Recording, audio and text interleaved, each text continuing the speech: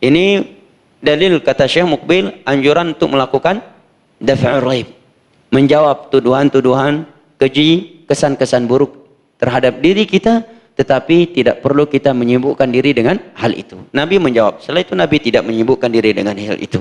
Ya, para sahabat juga menjawab tuduhan-tuduhan buruk terhadap diri mereka, tetapi mereka tidak menyibukkan diri mereka dengan hal itu.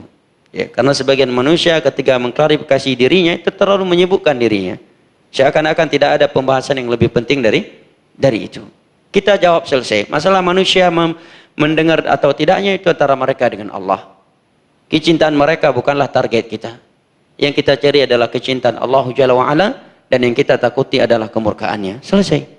Adapun kita melakukan klarifikasi karena itu memang akhlak yang dianjurkan dalam agama.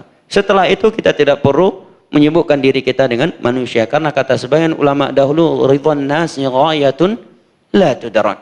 Cinta manusia, keridhaan keseluruhan manusia itu puncak yang tidak akan pernah diperoleh oleh seseorang. Terkadang seseorang melakukan sebuah perbuatan yang membuat manusia, sebagian manusia cinta kepadanya karena perbuatan itu. Tetapi di waktu yang sama, sebagian manusia yang lainnya justru marah kepada dia karena kebaikan yang ia lakukan tersebut. Maka ridwan nas ghayatul la tudrak. Cinta manusia adalah puncak yang tidak akan pernah bisa diraih. Sehingga kata Imam Ibnul Qayyim, fatruk ma la yudrak lima yudrak wa adrik ma yudrak watruk ma la yudrak. Kalau demikian, maka hendaknya kalian mengejar sesuatu yang sudah pasti diperoleh saja. Apa itu? Cinta Allah.